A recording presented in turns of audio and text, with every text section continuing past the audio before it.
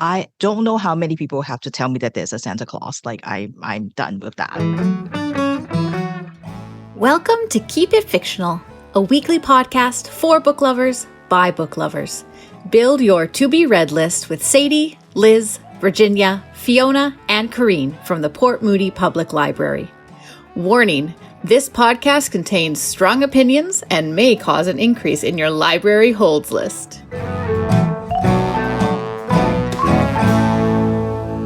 Hello, everyone, and welcome to another episode of Keep It Fictional, the book podcast from the Port Moody Public Library. My name is Sadie, and I am joined today by my book friends, Virginia and Allison and Corrine. Hello, everyone. I am very excited to talk about books today. And our topic for today is something that has been discussed throughout time. William Shakespeare asked, "What's in a name? That which we call a rose by any other word would smell as sweet." According to Romeo and according to William Shakespeare, a name does not matter. A name does not really add anything. And in this situation, of course, Romeo was trying to distance himself and Juliet from their name so that they could be in love and happy, which, as we all know, did not work out for them. But maybe he's right. Maybe a name does not really matter all that much. However, if you look through other sources, that is not the case. A lot of people think that a name is one of the most important things. Many fantasy writers write about how knowing a person's name means that you can control them. Knowing their true name means that you have power over them. The BBC said that knowing someone's name gives you a lot of information about them. It tells you something about the kind of person they are. I don't know if I agree with that, as many of us had our names given to us when we were a baby and had no control over our names.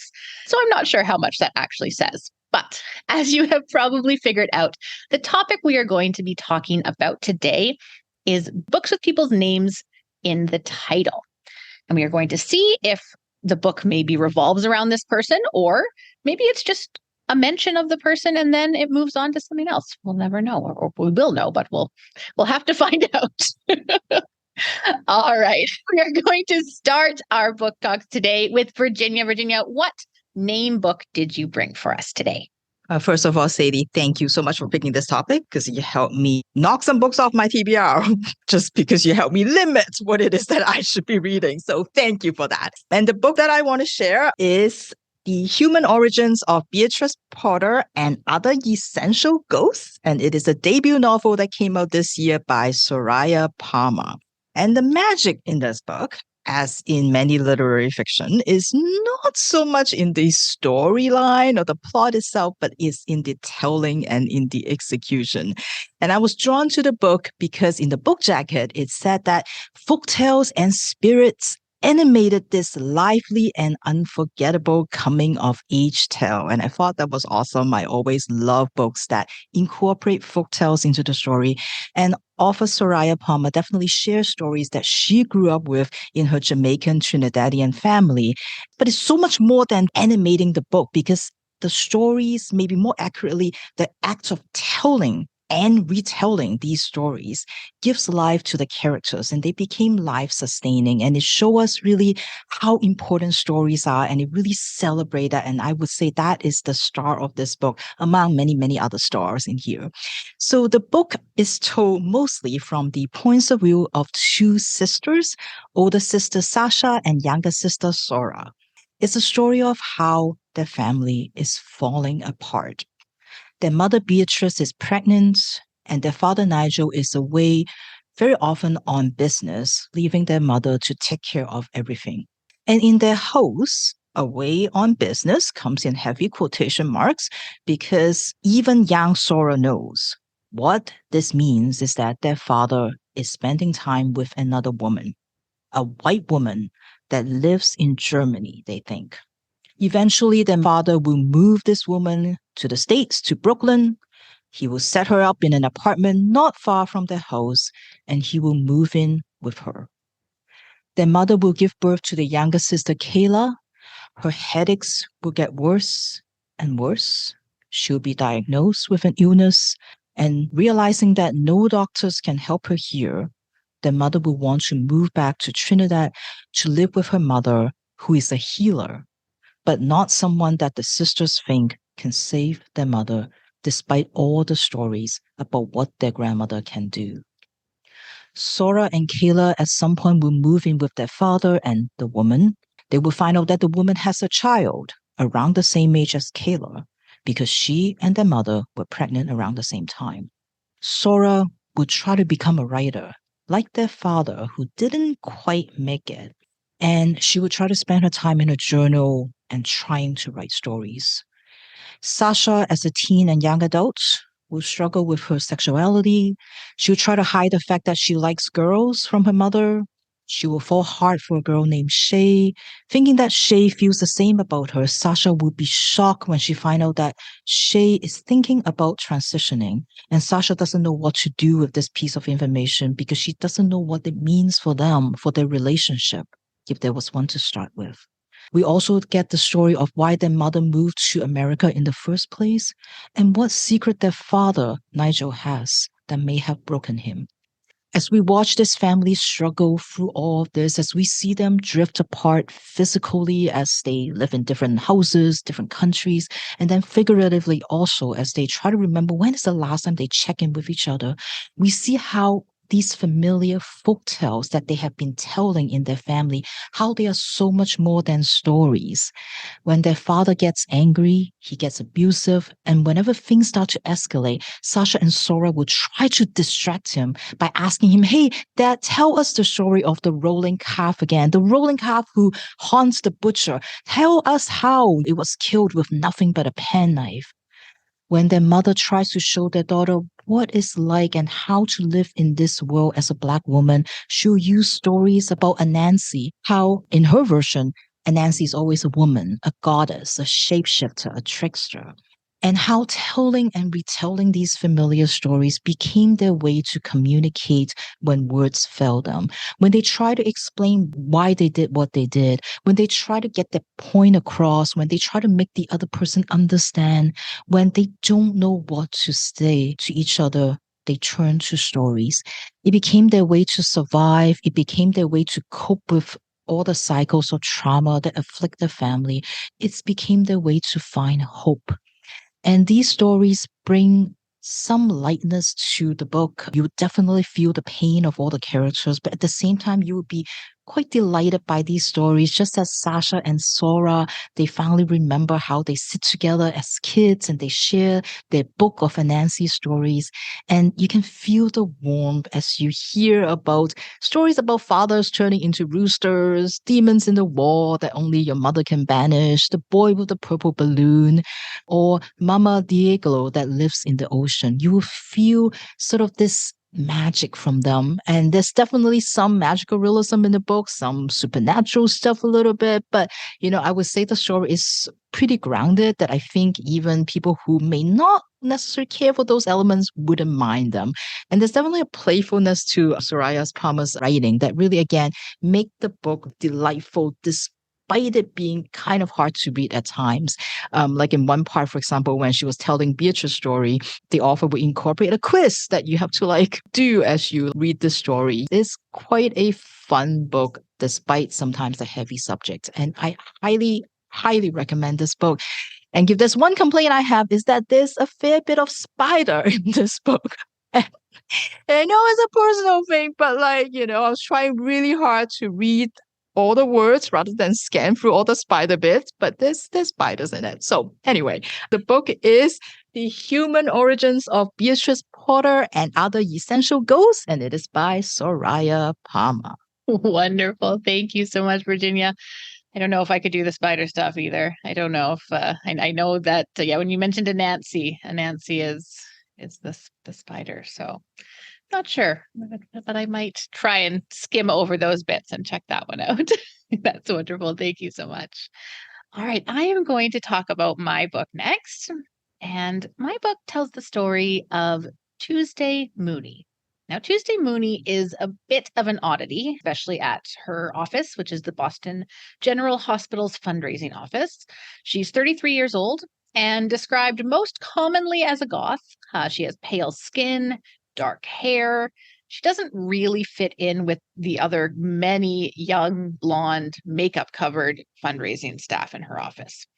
She rarely leaves her cubicle. She communicates almost entirely by email, and she doesn't really socialize with her coworkers. In fact, people often kind of just forget that she's there. Or at least that's what Tuesday is striving for. Not necessarily because she doesn't want to be friends with people, though that does have something to do with it, but because being alone and unnoticed makes Tuesday better at her job. According to Tuesday, it's easier to notice what's important when you're on the outside looking in. So Tuesday stays on the outside. If that means that people that she has worked with for years and years and years still don't recognize her when they see her on the street or in the office, then so be it. That's just a part of it.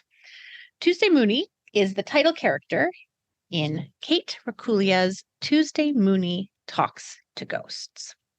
Now, our story takes place in Boston, takes place in the present day, and it mostly follows, as the title suggests, Tuesday Mooney. And Tuesday is a prospect researcher. So what Tuesday does, her boss describes it as 1 part private detective, 1 part property assessor, 1 part gossip columnist, and 1 part witch. Because it is Tuesday's job to learn every last detail about any potential donor, so that when the time comes to ask them for money, she is able to tell the fundraisers which buttons to push to encourage the biggest donations. So Tuesday knows more about the rich and the elite members of Boston society than they probably know about themselves. So Tuesday is volunteering at a charity auction, and billionaire Nathaniel Allen Arches, or Archie, who is the eldest son and heir to Edgar Arches, who, side note, mysteriously disappeared 5 or 6 years ago, he shows up at this auction. And Tuesday is a little bit surprised, given what she knows about his life and about everything, that he's actually kind of likable, and he's actually kind of funny, and she actually doesn't mind talking to him and spending time with him. However, Tuesday doesn't really get the opportunity to spend a lot of time with him or to talk to him, because just as the event is starting, an older man gets up from his seat. He's wearing a black opera cape, which kind of stands out a little bit amongst the much more modernly dressed people at this auction. He stands up from his table. He screams. He takes a few steps, and then he falls down dead. The man in question is eccentric billionaire Vincent Price, known throughout Boston. Well, his death is not being looked at as that suspicious. All of Boston will soon come to learn that it's far from normal. So Vincent Price is known for his love of the arcane. He's known for his insane wealth. He owns not only a literal castle in Nantucket, but also a pair of goggles that are said to allow the wearer to see ghosts. Now, Price has written his own obituary, which is published 2 days after his death in the Boston Globe. The obituary not only invites the entire city of Boston and everyone that they know to his funeral — costumes are required — but also invites the entire city to play a game, a treasure hunt of sorts, all across the city of Boston. Now, this game, if won, would grant the winner a very large portion, not only of Price's fortune, but also of his collection of arcane and unique artifacts that he spent his whole life collecting. There's just one problem. Vincent Price, in all of his quirky uniqueness, has not actually given any clues to where this treasure hunt begins. And so the entire city, while they would like to participate, they are mystified and rather confused into how exactly they can go about doing this. Tuesday, however, is someone who has always loved puzzles. And as we know, she is wonderful at research, and she's always been drawn to kind of spooky things since she was a kid. So she immediately starts to dive into Vincent Price's life, trying to find out, one, if this game is actually real, and if so, where the first clue is, where she can start finding this treasure hunt. So from here, Tuesday is drawn into this puzzle. She's drawn into this game that Price has laid out. Alongside Tuesday in our story, we have Dex, who is Tuesday's best friend and who just happened to be sitting at the same table as Vincent Price at the auction. We have Tuesday's 14-year-old neighbor, Dory, who Tuesday tutors and who is secretly hoping that if they win this prize, she can get her hands on the ghost seeing goggles. So maybe, just maybe, she would be able to see her mother again, who died 2 years earlier. There's also Nathaniel, Archie Arches, who shows up unannounced at Tuesday's door to try to persuade her to solve the puzzle for him in exchange for $150,000. And then finally, we have Tuesday's childhood best friend, Abby. Now, Tuesday hasn't seen Abby since they were 16 years old, when one night Abby went out and never came back. Tuesday has no idea what happened to Abby. Everyone assumes that she probably died, but no body was ever found. Nobody really knows what happened. But Tuesday still sometimes hears Abby. And shortly after Abby's disappearance, Tuesday heard Abby quite a bit with information that Tuesday never knew. Tuesday had no way of knowing this information. And yet, in her head, she was being told this information. So Abby has stayed in Tuesday's head, whether it's actually Abby's spirit or whether it's just Tuesday's own mind creating these conversations, we don't really know. But she does know, and she is starting to realize that Price's hunt may force her to re-examine some things that happened in her past, some things that happened to Abby and to her that she thought were closed long, long ago. So this book is a bit of a ride. It borders on the supernatural, but doesn't ever fully go into the supernatural. I wouldn't even say that it's magical realism because it doesn't really touch on the magical realism elements in the same way.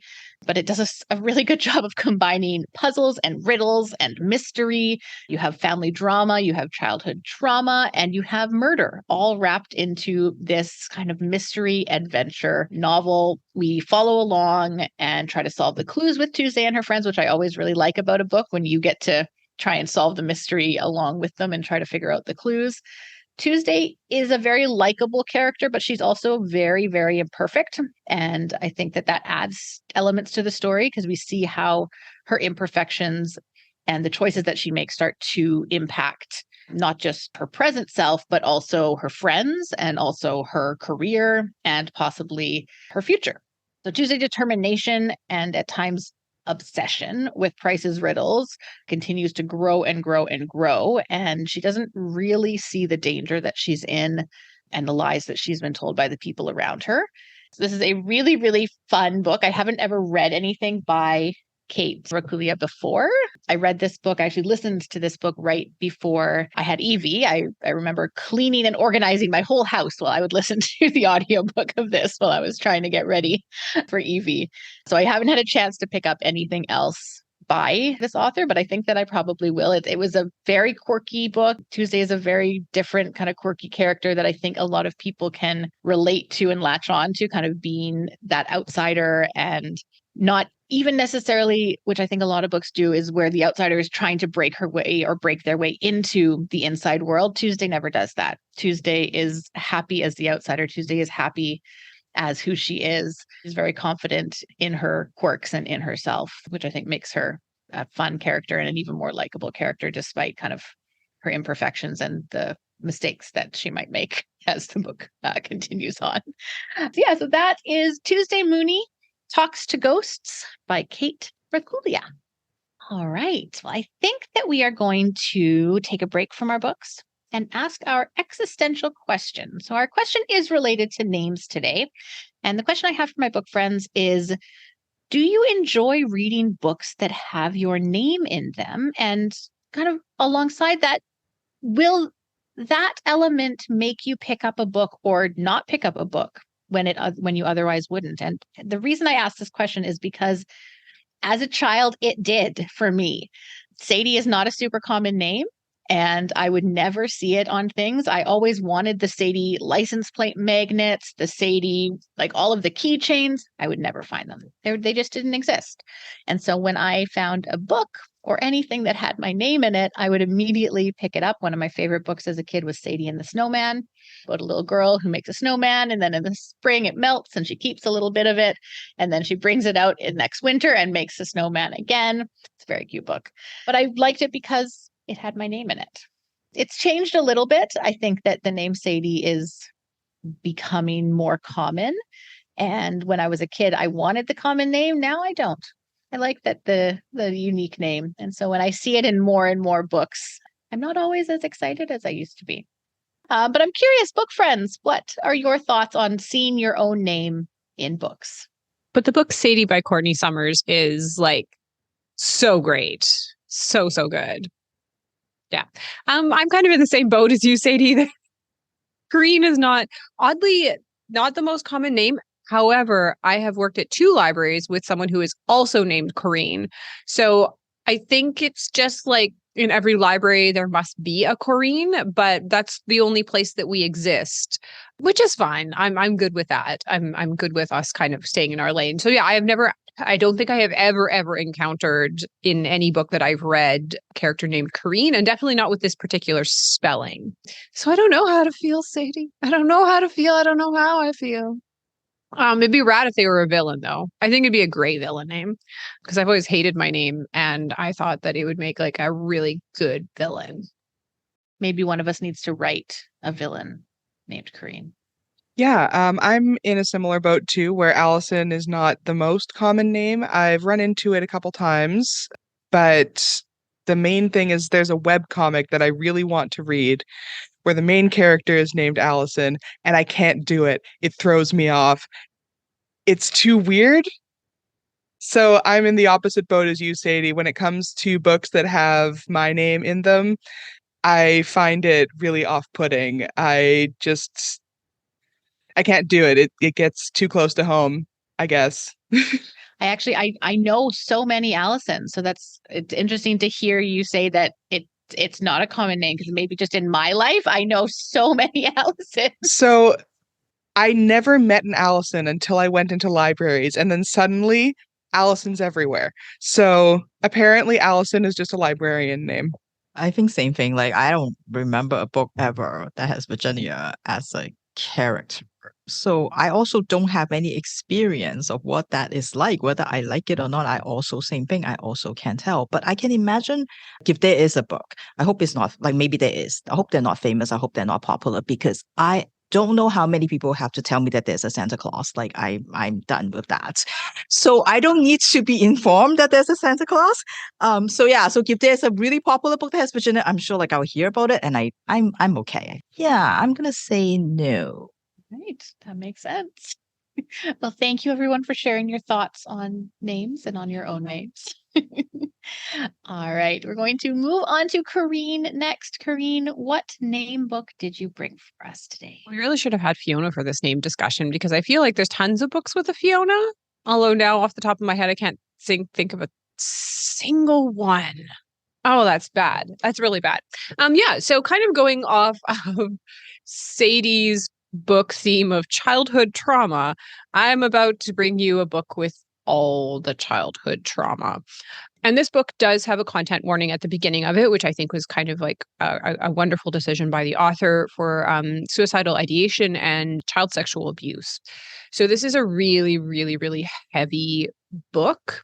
And the reason why I picked it up is because it's blurbed by Charles Yu, who, of course, wrote Interior Chinatown, one of the greatest books of all time. And also because the author lives in Vancouver, which I thought was really interesting. So always nice to kind of like support a local author. This is a fairly big book published by Tria. And so I did not read what it was about before I sat down last night and committed to this entire novel. So that's on me, because the subject matter is really difficult, as well as it is a work of metafiction. And so this is a book that it's aware that it's a book, and then playing with the fact that it is a book and one's mileage may vary with this. It can be pulled off to really great effect. But my experience of it and the reviewers' experience is that it wasn't entirely successful. But this book is taking such like big swings that I really, really admire the writer for trying to pull this off. The book that I picked up is The Double Life of Benson Yu. And there are two Bensons. There's Benson, who is real and a writer. And he got famous for writing a graphic novel called Iggy Samurai, which is about a lone little iguana who decides to solve crime with the help of his coyote sensei, who is a reincarnated samurai master into the body of a coyote. And together in Central Park, they solve crime. Now, this series was very successful as a graphic novel and then eventually turned into several movies, of which Benson really didn't see great returns of them. And his publisher is kind of hounding him for his next big thing. What are you going to work on next? When this story starts, he is kind of struggling with that, what to do next. And he gets a letter from someone from his childhood, a scene.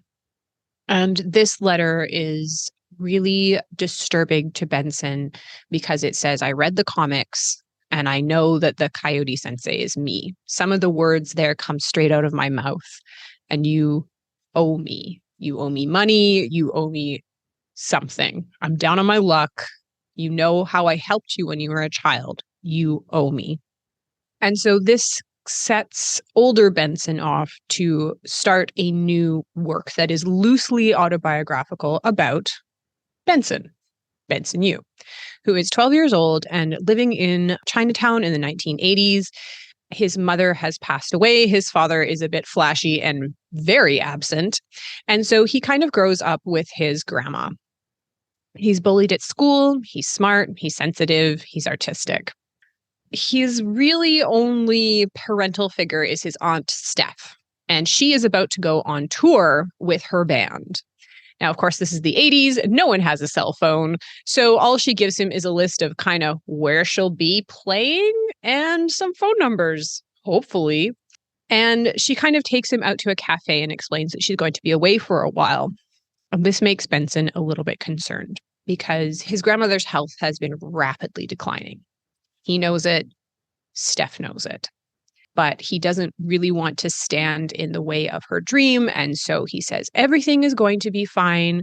Go on your adventure. I'll be okay. And things are okay for a little while. And then his grandma gets very ill and is eventually taken to the hospital and dies. And so Benson is left essentially to fend for himself. He's 12 years old. He's very resourceful. He manages to get by in some very harrowing scenes until the social worker starts knocking on the door, at which point, with no other choice, he is either saved or kidnapped by another man in the building. This man is the samurai and or Constantine. He has been recently essentially tossed out of the psychiatric hospital that he has been living in for most of his life. He's in his 20s. I believe he has a diagnosis of schizophrenia, and he mostly relies on his pregnant sister and her husband for everything. His father was physically abusive. His mother was very overbearing and inappropriate, but he has sublimated all of this into his internal secret, is that he is a reincarnated medieval samurai. And with his books that he takes out from the library, he studies all the moves and masters all of the forms. And so he hears a voice from his kind of leader, his dynamo, that he needs to take care of the boy. But of course, this is just the fiction. Or is it? Because we are also looking at the author in the present tense, who then gets a knock on his door from a social worker who drops off 12-year-old Benson from the 1980s. Yeah. So he has to take care of his alter ego or his alternate history while he himself is struggling with the reality of this figure of the samurai or Constantine Orsi who is trying to come back into his life. So as you can tell, this is not straightforward as storytelling. It's very twisty bendy. And there's time travel involved with Greyhound buses. So, very interesting in that. It's a lot about stories within stories and using fiction to kind of deal with your trauma. It has a lot of interesting commentary. And I really do like Kevin Chong as a writer. I thought there was some really wonderful sentences in there. And he has a very sly wit, writing about the publishing business, writing about fame. He's got some really great comments about, what stories get to be told, what stories about Asian immigrants get to be told, how much it sucked to grow up in the 80s, I think is one of the big themes. And he's not wrong. Yeah, it's his 7th book. And so, as I said, this is a really big swing to try and pull off telling this kind of story with this kind of format. And I read some interviews by him, which I thought were really interesting, in that he actually started this book as a traditional narrative, from A to B, and went through the whole thing. And then at a certain point in his writing, he just didn't feel like it was working. And so he tried this metafiction concept, which makes it, I think, for a lot of readers a little bit more inaccessible, because you have to suspend a lot of beliefs and have to just be willing to go with his flow. For me as a reader, I didn't think that it necessarily all landed. I think there are parts of it that worked really, really well. I think that the metafiction did help tell certain parts of the story, but it didn't all fit together in a way that was as satisfying as it could be. And it's a really difficult book to read. Really difficult. I saw one of the reviewers akin to walking through an oil slick. Your feet get stuck in, you have a bad feeling in the pit of your stomach as you keep reading it. And it is really difficult because some really quite horrible things happen. But I really admire the author for taking on such a complex subject, for talking about something that really isn't talked about a lot, and for kind of showing the repercussions of trauma as not just a child, but as an adult, and how that kind of follows him through his life. If you're kind of interested in looking at metafiction, if you're kind of willing to grapple with those big topics, I think that this is a really interesting book to look at as a piece of art dealing with trauma. I think that there are parts of this book that really connect and are wonderfully written, but it is a difficult read, and I would definitely be very aware of the subject matter before you kind of dived into it. Yeah, so I mean, I would love to sit down and talk with Kevin Chong at some point. And because he lives in Vancouver, maybe I'll see if he's speaking somewhere, because I just kind of want to. And he actually uses, this is one of the author's most hated phrases, but I really like it, to pick his brain. I know. So I would love to sit down and kind of talk about the process and how this book kind of came into being in the way that it did, because I think he's an author that I'm definitely going to be looking at, and I can't wait to read what he writes next. Thank you, Corinne. Yeah, that's an interesting way to come to that style of book, is to write the full narrative and then adjust and change and confuse everything. Although I do say that I think that Greyhound buses would have been greatly, greatly improved if they had a time travel element, even just being able to get me from Nelson to Vancouver, not in 12 hours, even if it meant I was going back in time an hour or something like that. I would be okay with that. We're just the worst. All right. For our last book talk, we have Allison. Allison, what book with a name did you bring for us today? So I'm here today with a book that's a little different than the books that have been talked about today. So imagine you're at the party to end all parties. Literally, since what was supposed to be a victory for humanity has turned into a waiting game, waiting for giant robots from space to come and annihilate the Earth. That's the situation our main character, August Kitko, a jazz pianist, finds himself in at the start of this book, contemplating whether he should try and enjoy the party, apologize to his new paramour, pop star Ardent Violet, or just throw himself off a cliff before the world ends.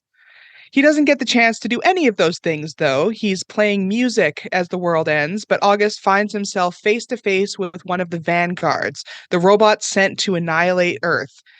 But instead of killing him, it picks him up and puts him inside its chest, turning him into a conduit, a human capable of synchronizing with a vanguard in order to protect the Earth rather than destroy it. This is how my book today, August Kitko and the Mechas from Space by Alex White, begins. So this is a really fun book. It was really fast-paced, and it's space opera, which is one of my favorite genres. It explores music, all of the conduits, because we find out later there's more than one of these people who have been taken to fight with the rebel vanguards against the ones who want to destroy the Earth. It is about music, and all of the people who have been chosen are musicians. And this is the way that they can interface with these giant robots, is through the language of music. It's smart, it's fast, it's queer normative, which I really enjoyed. And it really deals in an interesting way with depression and survivor's guilt, because this is a world that has been ravaged by these vanguards. So many different human colonies have disappeared. A lot of people have died, but people are continuing to live on, and living on in a way that they didn't expect, because they thought that the world was going to come to an end. So it explores music, it explores queer romance. This book had more romance in it than I was expecting. It explores depression and survivor's guilt, and some truly funky futuristic fashion. If you want a space opera that's smart, queer normative, and with a touch of rock and roll, then August Kitko and the Mechas from Space by Alex White might be for you. I like that. I'm curious to know what the fashion trends of this world would be. That's wonderful. Thank you so much, Allison. I don't read a lot of space opera, but I do enjoy books that touch on music and musicians in many ways. So I might pick that one. All right. Well, thank you everyone so much for the books that you have talked about today. I go back again to William Shakespeare's question, what is in a name? Did we really answer that question today? I think that we maybe, sort of, maybe not. All of the names, they had something to do with the books. They had something to do with the characters, but I don't know if they really impacted our stories all that much. But that's up to you to decide. Listeners, that is up to you. And readers, if you would like to pick up any of these books, I encourage you to do so. And thank you so much for joining us. We will see you and hear you next time. Have a great day. Bye, everyone. Thank you for listening. If you like our show, please tell a fellow book lover about it. You can find a list of all the books we discussed in our show notes. Join us next week for another fun book chat. Until then, keep it fictional.